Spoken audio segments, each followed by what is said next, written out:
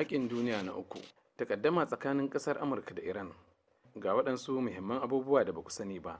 Masu nazari akan harkokin tsaro, tattalin arziki da zamantakewa suke ganin cewa zancen yaƙin duniya na uku da kafofin yada labarai da sauran jama'a ke yayatawa tsakanin ƙasar Amurka da Iran wani abu ne mai kamar almara ko mafarki.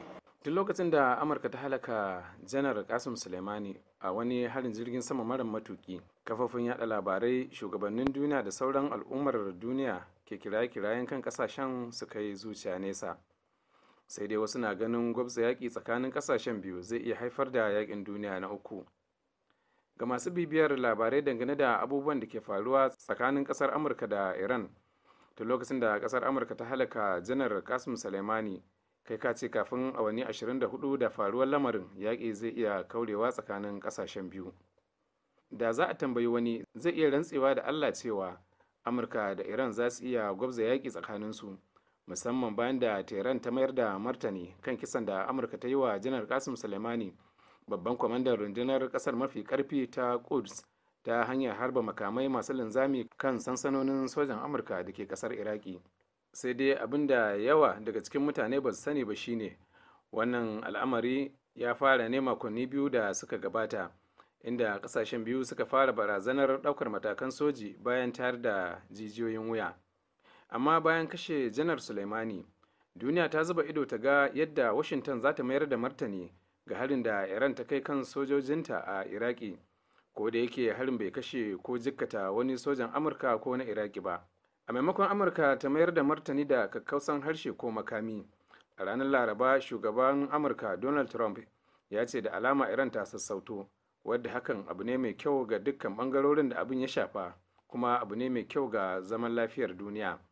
Bayan kisan janar Qasim Soleimani, Iran ta harba makamai masu linzami kan wani filin jiragen sama na As-Sa'ad da ke yammacin Bagadaza. Haka nan makaman masu linzami sun fada kan wurare daban-daban kusa da Erbil. Jami'an tsaron ƙasar Iraki sun shaida wa gidan talabijin na CNN cewa an yi niyyar kai harin ne kan filin jiragen sama na Harir mai nisan kilomita 60 arewa maso gabashin Erbil da Gazna, sansanonin horar da dakarun haɗin gwiwa na ƙasashen Amurka da Iraki kusa da filin jirgin sama na Erbil.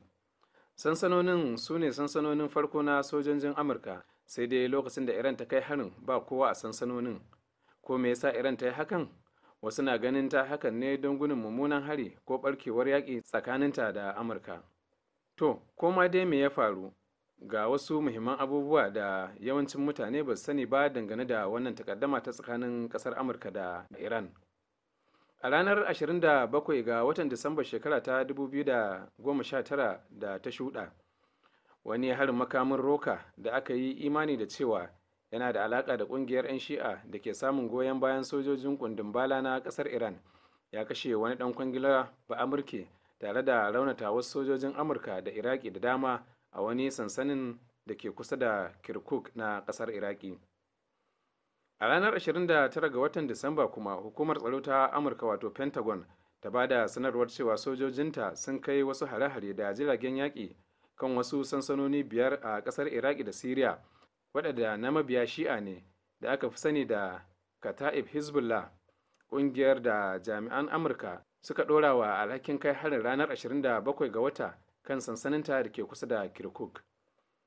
A ranar Disamba 31 ga wata, masu zanga-zangar nuna goyon baya ga Iran kuma waɗanda ke nuna adawa da harin na Amurka sun yi jerin gwano sannan suka kai hari kan ofishin jakadancin Amurka a birnin Bagadaza na Iraki tare da haura katangar ofishin kuma suka buɗe kofofin ofishin da ƙarfin tsiya. Sai ranar 3 ga watan Janairu na wannan shekara ta 2020, shugaban ƙasar Amurka Donald Trump ya ce ya bada umarnin kai hari a filin sauka da tashin jiragen sama na birnin Bagadaza don hana janar Qasim Soleimani, babban kwamandan dakarun sojin Iran, wadda ke yunkurin kitsa hare-hare kan jami'an diflomasiyyar Amurka da jami'an sojin ƙasar da ke gabas ta tsakiya. Wannan kuma harin ya yi sanadiyar mutuwar wasu mutanen baya ga shi janar Soleimani. 4 ga watan Janairun wannan shekara, Iran ta ɗauki alwashin ɗaukar fansa kan Amurka a game da halaka janar Qasim Soleimani. A gefe guda kuma Trump ya yi gargaɗi cewa idan ƙasar Iran ta kuskura ta illata kowanne ba Amurke ko kadarorin amurka da ke yankin na gabas ta tsakiya, to ba shakka iran za ta ɗanɗana kudarta. Ranar 5 ga watan janairu na wannan shekara an kai gawar marigayi kasim suleimani ƙasarsa ta haihuwa wato iran daga iraki, inda amurka ta kashe shi. Dubin dubatar 'yan ƙasar ne suka tari gawar tare da nuna alhininsu da kuma makoki. Ana cikin wannan hali ne Major janar hussein dengan, mai ba da shawara ga shugaba Khomeini kan sojan juyin juya hali na iran, ya faɗa wa gidan talabijin na cnn a wata hira ta musamman cewa Tehran za ta mai da martani kai tsaye kan dakarun amurka. A ranar 6 ga watan janairu, ma'aikatar tsaron amurka ta ce babu wani shiri na ficewar sojojin amurka daga iraki bayan da aka samu kewayawar wata takarda bisa kuskure game da janyewar dakarun amurka daga iraki. Kuma a wannan ranar ne sakatare janar na majalisar ɗinkin duniya ya yi gargaɗin cewa zaman ɗarɗar a yankin gabas ta tsakiya ya kai mataki mafi muni a wannan ƙarni. Sai 7 ga watan janairu na wannan shekara, kafofin yada labarai sun bayar da rahotannin cewa fiye da mutane 50 ne suka rasa rayukansu, sannan wasu akalla 200 suka samu raunuka yayin turmutsetseniya a jana'izar Suleimani a garin Karman. Sai ranar 8 ga watan janairu, a safiyar ranar laraba, an samu rahoton da ke cewa makamai masu linzami daga kasar iran sun fada kan sansanoni biyu na rundunonin sojan amurka da iraki. Daga bisani an ji ministan harkokin wajen iran Javad Zarif na cewa Tehran ta kammala daukar duk wasu matakan da suka dace don kare kanta. Sai dai shugaban amurka Trump bai furta uffan ba a wannan lokacin kan mataki na gaba da amurka za ta dauka, in banda wani abu da ya wallafa a shafinsa na Twitter da ke cewa komai na tafiya yadda ya kamata.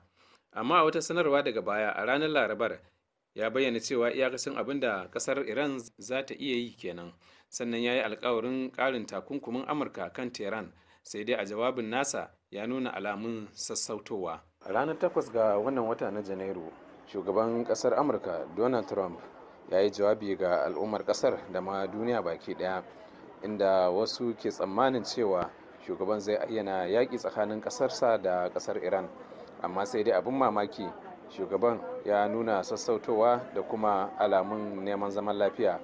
Haka su ma a nasu bangaren shugabanni daga ƙasar iran sun nuna damuwa da kuma cewa ba sa buƙatar yaƙi a halin yanzu. To a lokacin da yankin gabas ta tsakiya ya shiga halin damuwa da ɗumauta, sai gashi shugabannin ƙasashen biyu na nuna cewa wannan yaƙi ba mai yiwuwa ba ne. Da haka masu nazari akan harkokin tsaro, tattalin arziki da zamantakewa suke ganin cewa zancen yakin duniya na uku da kafofin yada labarai da sauran jama'a ke yayatawa tsakanin kasar amurka da iran wani abu ne mai kamar almara ko mafarki.